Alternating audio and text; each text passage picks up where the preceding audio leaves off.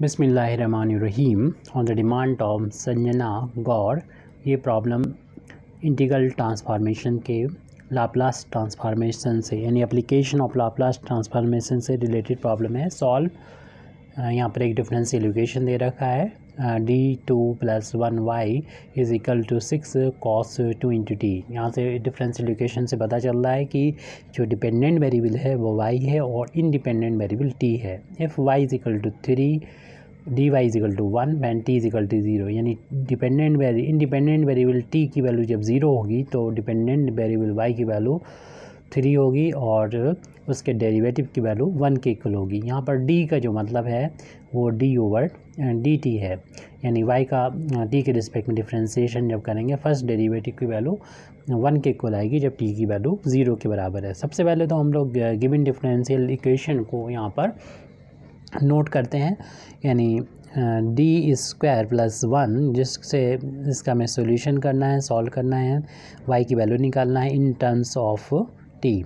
तो इसके लिए हमें पहले तो इस ब्रैकेट को ओपन करेंगे और इस y ये d² y पर ऑपरेट होगा, यानी d² y हो जाएगा प्लस यहाँ पर 1 में इंटू होगा y बन जाएगा 6 × cos 2 × t। ये y के सेकंड डेरिवेटिव को डिनोट कर रहा है t के रिस्पेक्ट में। इसको हम लोग शॉर्ट में y" से भी डिनोट करते हैं, plus y is equal to 6 times cos 2 × t। जब इस तरीके से सिंपल फार्म में हमने इसको लिख दिया है तब यहाँ पर दोनों तरफ लाप्लास ट्रांसफॉर्म ले लेंगे। तो इसी चीज़ को हम यहाँ पर लिख दे रहे हैं, taking the Laplace transform of both sides of given differential equation। तो हमको मिलेगा यहाँ पर लाप्लास ट्रांसफॉर्म जब अप्लाई करेंगे इस लेफ्ट हैंड साइड पर y" प्लस y और राइट हैंड साइड में भी लाप्लास ट्रांसफॉर्मेशन अप्लाई हो जाएगा 6 × cos 2 × t। तो लाप्लास की जो लीनियर प्रॉपर्टी है उससे यहाँ पर अप्लाई करने पर ये वैल्यू मिल जाएगी। हम लोग डिफरेंशियल इक्वेशन को सॉल्व कर रहे हैं, तो ये लाप्लास की लीनियर प्रॉपर्टी को अप्लाई करेंगे, लाप्लास इस टर्म पर भी अप्लाई हो जाएगा और दूसरे टर्म पर भी यानी y पर भी लाप्लास अपडेट हो जाएगा। और 6 × में है, कांस्टेंट है, तो इसको हम लाप्लास से बाहर ले सकते हैं। ये भी लीनियर प्रॉपर्टी के अंतर्गत ही आता है, लाप्लास ऑफ cos 2 × t। तो यहाँ पर डिफरेंशियल इक्वेशन को लाप्लास के यूज़ करते हुए सॉल्व करने का मेथड ये होता है। सबसे पहले डिफरेंशियल इक्वेशन को, जैसे कि अभी हम लोगों ने लाप्लास लिया, बाद में फिर हमें लाप्लास ऑफ y मिल जाएगा, जिससे हम y की वैल्यू निकालने के लिए लाप्लास इन्वर्स का भी फिर यूज़ करते हुए लाप्लास की वैल्यू फाइंड कर लेंगे। तो अब हमें ये देखना होगा कि जो लाप्लास के y जो है उसका सेकंड डेरिवेटिव है उसके लाप्लास की वैल्यू क्या होती है, उसके लाप्लास की वैल्यू कितनी होती है, लाप्लास की फॉर्म में क्या होती है, लाप्लास y की फॉर्म में क्या होती है। तो उसके लिए फार्मूला होता है, तो ये आपको याद करना पड़ेगा। जैसे लाप्लास ऑफ y" है, यानी y का 2 बार t के रिस्पेक्ट में डिफ्रेंशिएशन है, यानी 2 टाइम्स डिफ्रेंशिएशन है t के रिस्पेक्ट में। तो इसकी वैल्यू हमें याद करना होगी, इसके लिए फार्मूला होता है, वो याद कर लीजिए। जितनी इसके बाद डेरिवेटिव है उतना ही आपको यहाँ पर p की पावर को स्टार्ट करना पड़ेगा। उसके बाद लाप्लास ऑफ y यानी विदाउट आप डेरिवेटिव यहाँ पर इसको लिख देंगे। एक टर्म ये है, इस टर्म को देख के ही अगला टर्म लिखेंगे और वो माइनस का होगा, माइनस का, तो इसकी एक पावर बस p की कम कर देंगे, ये 2 थी तो 1 हो जाएगी। और फिर इस अब की लाप्लास भी नहीं होगा, इसका ओनली y होगा, और लेकिन t = 0 पर y की वैल्यू यहाँ पर रखी जाएगी। फिर इसके बाद नेक्स्ट टर्म इसकी पावर एक और कम कर दें, अभी तो 1 है, उसके बाद 0 पावर हो जाएगी, यानी 1 हो जाएगा, 1 लिखने की ज़रूरत नहीं। इसके y के बाद इसके डेरिवेटिव आएगा, फर्स्ट डेरिवेटिव आएगा और उसकी वैल्यू भी t = 0 पर रखना होगी। बस यहाँ पर जैसे p की पावर 0 हो जाती है तो वहाँ पर हम लोग इसको ख़त्म कर देते हैं, कंप्लीट हो जाता है। इस लाप्लास ऑफ y" की वैल्यू हमने यहाँ से यहाँ तक पुट कर दी है। इसके बाद लाप्लास y है, इसको एज इट नोट कर लिए विदाउट एनी चेंज। अब हम लोग को जानते हैं लाप्लास ऑफ cos at का फार्मूला जानते हैं, ये वैल्यू होती है p/p P square plus A square. तो इस आइडेंटिटी का यूज़ करते हुए इस फार्मूले का यूज़ करेंगे। यहाँ पर ए की जगह पर अपना 2 है तो ये वैल्यू हो जाएगी P upon P square plus 2 square.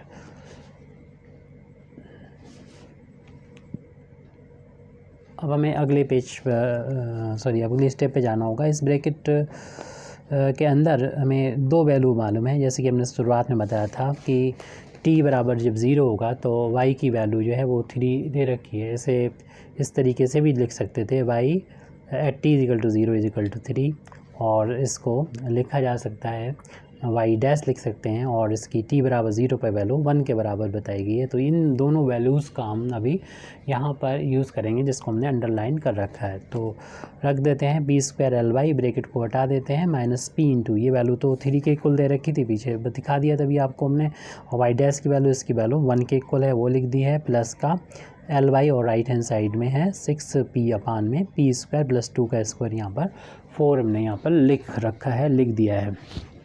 इसके बाद हमें देखना है कि एल वाई वाले यानी लाप्लास ऑफ वाई के 2 टर्म हैं, इनको एक साथ लिख देंगे, पी स्क्वायर एल वाई और प्लस का एल वाई, इनको साथ साथ लिख दिया है। और इसको यहाँ पर राइट हैंड साइड में इसको ट्रांसपोज कर देंगे। अभी तो माइनस का है, जब प्लस राइट हैंड साइड में जाएंगे तो ये प्लस का हो जाएगा, और प्लस का हो जाएगा 3 टाइम्स पी, और प्लस का 1 हो जाएगा, और पहले से मौजूद यहाँ पर हैं 6p अपान पी स्क्वायर प्लस 4। अब इन दोनों में से कॉमन ले लेंगे एल वाई को, तो पी स्क्वायर प्लस 1 बचेगा एल वाई को कॉमन लेने के बाद, और बाकी टर्म को हम एज इट लिख देंगे 3p प्लस 1 प्लस का इसको हम 6 इंटू पी अपान ऐसे भी लिख सकते हैं, पी स्क्वायर प्लस 4 की फार्म में भी लिख सकते हैं। अब एल वाई की वैल्यू को फाइंड करना है, तो हमें जो है जिसके साथ में मल्टीप्लाई हो रहा है इस तरफ, तो जब राइट हैंड साइड में ले जाएंगे तो डिवाइड में चले जाएगा, और 3 टर्म है, तीनों के अपान में जाएगा, यानी 3p के भी अपान में ये पी स्क्वायर प्लस 1 आ जाएगा, और 1 के अपान में भी पी स्क्वायर प्लस 1 आ जाएगा, और इस तरीके इसके अपान में भी आ जाएगा 6p के अपान में भी, यानी 6 तो हमने चलिए इसी के अपान में लिख देते हैं, पी स्क्वायर प्लस 1 और इंटू में चल रहा था P upon P square plus का 4, इनके अपान में आ गया ये। तो लाप्लास निकाल दिया। अब हम y की वैल्यू निकाल सकते हैं, तो लाप्लास इनवर्स हो जाएगा, लेकिन उससे पहले हम इसको थोड़ा सा सॉल्व कर लेते हैं। हालांकि ये टर्म तो पहले सॉल्व है, इस वाले को हमें सॉल्व करना पड़ेगा, क्योंकि लाप्लास इनवर्स हमें जब इसका निकालना पड़ेगा थोड़ा मुश्किल रहेगा, और ऐसी चीज़ हमें अगर नज़र आ जाए तो इसको पार्शियल फ्रैक्शन में हम लोग बांट लेते हैं, या फिर हमें फार्मूला यूज़ करना पड़ता है, वो थोड़ा कॉम्प्लिकेटेड है, तो आसान तरीका ये है वो यूज़ करेंगे, इसके पार्शियल फ्रैक्शन कर देंगे जो हमें आसानी से होते हुए नज़र आ रहे हैं। फिलहाल अभी 3p अपान में पी स्क्वायर प्लस 1, और पार्शियल फ्रैक्शन भी हम लोग जो करेंगे वो कई तरीके से किए जा सकते हैं, तो हम यहाँ पर शॉर्टकट मेथड का यूज़ करेंगे। तो यहाँ पर हम ऐसा करते हैं 6p को अलग साइड से लिख देते हैं, और हम रीडली इसको, यानी अभी हमने नहीं किया पार्शियल फ्रैक्शन, अगले स्टेप में करेंगे, सिर्फ 1 अपान पी स्क्वायर प्लस 1 और पी स्क्वायर प्लस 4 के बहुत आसानी से पार्शियल फ्रैक्शन है, यानी हमने इसलिए p को अलग किया क्योंकि अब बाकी ब्रैकेट में जो बचे हुए हैं वो पी स्क्वायर हैं, यानी एक ही क्वान्टिटी है, और उनके साथ में 1 ऐड हो रहा है, इसमें 4, इनका डिफरेंस देख लेंगे, 4 और 1 का, क्योंकि अगर इसमें से माइनस करेंगे पी स्क्वायर तो कैंसिल हो जाएगा, 4 में से 1 माइनस होगा, 3 बचेगा, मीन्स इनका डिफरेंस 3 है। जितना इनका डिफरेंस हो अगले स्टेप में इसके पार्शियल फ्रैक्शन हम लिख सकते हैं डिफरेंस के बेस पर 3p अपान, ये शॉर्टकट मेथड है। हालांकि पार्शियल फ्रैक्शन कैसे करते हैं इसका दूसरा मेथड आप अगर पूछेंगे तो हम बता देंगे, ये भी पार्शियल फ्रैक्शन करना है, लेकिन शॉर्टकट मेथड आसानी से हो जाएगा, और ये ट्रिक पता होना चाहिए। तो डिफरेंस जो कि 3 हमने देखा, तो 1 अपान 3 को तो हम बाहर लिख देंगे, और जो इन दोनों में छोटा है, छोटा इस बेस पे कि 1 है, इसमें 4 है, तो 1 छोटा है, इसको आप पहले लिख दीजिए पी स्क्वायर प्लस 1 को, और माइनस का निशान लगाते हुए बड़े वाले को बाद में लिख दिया अपान में पी स्क्वायर प्लस का 4 को। अब अगर आप इसको सॉल्व करें तो देखेंगे सॉल्व करने के बाद सब कुछ कैंसिल होकर यही आ जाएगा, यानी इसको इस तरीके से पार्शियल फ्रैक्शन की फॉर्म में लिखा जा सकता है। पार्शियल फ्रैक्शन यानी हमने इसका कर दिया है, और ये 3 कैंसिल कर देगा 6 को 2 टाइम्स, तो बचेगा हमारे पास, वो लिख दें 3p अपान पी स्क्वायर प्लस 1 है, अगला टर्म है 1 अपान पी स्क्वायर प्लस 1 है, और ये हमारा 2p बचा हुआ है, 2 p, ये इस ब्रैकेट को बिन करके 2p का इधर अंदर मल्टीप्लाई कर देंगे, तो आ जाएगा 2p अपान में पी स्क्वायर प्लस 1, और इसका इंटू यहाँ पर भी हो जाएगा माइनस का इस वाले टर्म में भी इंटू करेंगे तो ये वैल्यू हो जाएगी 2p अपान में पी स्क्वायर प्लस का 4। और हमें ये नज़र आ रहा है कि पी स्क्वायर प्लस 1 अपान में और p ऊपर यहाँ पर भी है और यहाँ पर भी है, यानी ये दोनों लाइक टर्म है। यहाँ पर कोफिशिएंट 3 है इसका और यहाँ पर कोफिशिएंट 2 है, बाकी कॉमन चीज़ है p अपान पी स्क्वायर प्लस 1। तो इनको हम ऐड करके लिख सकते हैं दोनों को साथ साथ, ताकि बार बार हमें लाप्लास इनवर्स ना निकालना पड़े एक ही चीज़ का। ये 3 और 2 मिलके 5 हो जाएंगे अपान में पी स्क्वायर प्लस 1 हो गया इन दोनों का हमने रिजल्ट। बाकी ये टर्म है उसको ऐसे लिख दीजिए पी स्क्वायर प्लस 1 और बाद वाले लिख दे माइनस का 2p अपान पी स्क्वायर प्लस का 4। ये वैल्यू जो चल रही थी लाप्लास ऑफ वाई चल रही थी, हालांकि हमें वाई की वैल्यू निकालना है। लाप्लास इन्वर्स लेके हम निकाल सकते हैं। लाप्लास इन्वर्स लेंगे तो वाई इधर मिलेगा और इस तरफ यानी लाप्लास इन्वर्स पहुंचेगा तो लाप्लास इन्वर्स इन तीनों टर्म पर अप्लाई हो जाएगा। 5 into P upon P square plus 1 पर लाप्लास अप्लाई हो जाएगा। लाप्लास अप्लाई हो जाएगा अलग अलग टर्म पे कर देंगे। फिलहाल तो अभी हम पूरे पर लाप्लास इन्वर्स दोनों तरफ लाप्लास इन्वर्स ले लिया तो इससे लाप्लास इन्वर्स से हट गया, वाई बचा। इस पूरे पर लाप्लास यहाँ पर ऑपरेट हो चुका है, लग चुका है। अब यहाँ पर हम जब इस लाप्लास को तीनों टर्म पर अप्लाई करेंगे तो अलग अलग टर्म पर जब लग जाएगी तो वाई की वैल्यू हमको मिल जाएगी। जब यहाँ पर लीनियर प्रॉपर्टी का हम यूज़ करेंगे अलग अलग पर लाप्लास इन्वर्स लगेगा, साथ में जो इनटू में कांस्टेंट है उसको हम बाहर भी लिखते जाएंगे। जैसे कि इस पहले टर्म में हम देख रहे हैं 5 यहाँ से बाहर हो जाएगा और लाप्लास इन्वर्स हो जाएगा P upon P square plus 1 का। इसी तरीके से इसका फिर लाप्लास हो जाएगा तो लाप्लास इन्वर्स 1 अपान पी स्क्वायर प्लस 1 का। और यहाँ पर लाप्लास इन्वर्स करें माइनस भी बाहर हो जाएगा, साथ में 2 भी बाहर कर दिए तो लाप्लास इन्वर्स हो जाएगा P upon P square plus का 4 हो जाएगा लाप्लास इन्वर्स।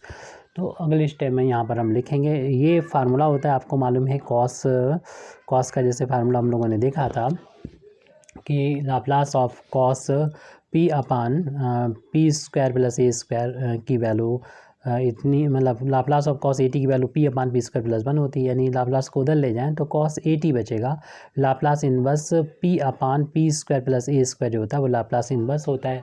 तो यहाँ पर हमारे पहले वाले फार्मूले में ए स्क्वायर की जगह पर 1 है और इसे हम 1 को 1 का स्क्वायर लिख सकते हैं। चलिए अगली स्टेप में इसे डिटेल में करके दिखा देते हैं, वैसे भी वहाँ पर कम नज़र आ रहा होगा। तो y की वैल्यू हमने करीब करीब निकाल ली है, 5 बाहर चल रहा था इसमें। लाप्लास इन्वर्स p ऊपर था अपान में p स्क्वायर प्लस 1 था, 1 को 1 का स्क्वायर लिख सकते हैं, आपको यहाँ पर कोई कन्फ्यूज़न नहीं होगा। इसी तरीके से अगले टर्म में लाप्लास इन्वर्स है और यहाँ पर 1 अपान पी स्क्वायर था, पी स्क्वायर और 1 को 1 का स्क्वायर लिख सकते हैं। इसी तरीके से -2 बाहर था, यहाँ पर Laplace inverse P upon P square plus 4 था, 4 को अगेन 2 स्क्वायर करके लिख दें। और जो अभी हमने फार्मूला आपको दिखाया था वो इन दोनों में लग जाएगा, यानी लाप्लास इन्वर्स होता है P upon P square plus A square की वैल्यू कॉस 80 के बराबर होती है। जैसे कि अभी हमने फार्मूला बना दिया था, वहाँ से लाप्लास इन्वर्स लाप्लास कॉस 80 था उससे ये बना दिया था। अब हम लोग ये भी जानते हैं लाप्लास ऑफ साइन क्या होता है। लाप्लास ऑफ साइन 80 जो होता है वो, हालांकि इन्वर्स की जरूरत है हमें, ए अपान P square plus A square एक होता है। अगर हम लाप्लास को उधर ले जाते हैं यानी लाप्लास इन्वर्स इसका लगाते हैं, Laplace inverse A upon P square plus A square करते हैं तो इसकी वैल्यू साइन 80 हो जाती है। तो इन्हीं दोनों फार्मूलों का हम लोग यहाँ पर और यहाँ पर यूज़ करेंगे। यहाँ साइन का लग जाएगा फार्मूला क्योंकि यहाँ कांस्टेंट 1, ये 1 ऊपर है, ये 1 देखें ये है, ए का स्क्वायर है और यहाँ पर वेरिएबल p है तो p अपान पी स्क्वायर प्लस जो भी जिसका भी स्क्वायर वही टी के साथ कोफिशिएंट आ जाएगा। इस तरीके से इसका वैल्यू हम लिख सकते हैं लाप्लास इन्वर्स के इन फार्मूले का यूज़ करते हुए। 5 इंटू कॉस 1 टाइम्स टी हो जाएगा प्लस साइन हो जाएगा 1 टाइम्स टी और इस तरीके से माइनस का 2। यहाँ पर ये वाला फार्मूला लगाएंगे तो एक ही जगह पर 2 है तो ये वैल्यू हो जाएगी cos 2 इंटू टी हो जाएगा। इस तरीके से हमें जो गिवन डिफरेंशियल इक्वेशन था उसका सोल्यूशन मिल चुका है। 5 cos t plus sign T 1 into T लिख दिया माइनस का 2 इंटू cos 2 इंटू टी। इस तरीके से हमारी प्रॉब्लम ये कंप्लीट हो जाती है। Thank you very much Indeed for listening me. व आखिर दावाना अल्हम्दुलिल्लाहि रब्बिल आलमीन।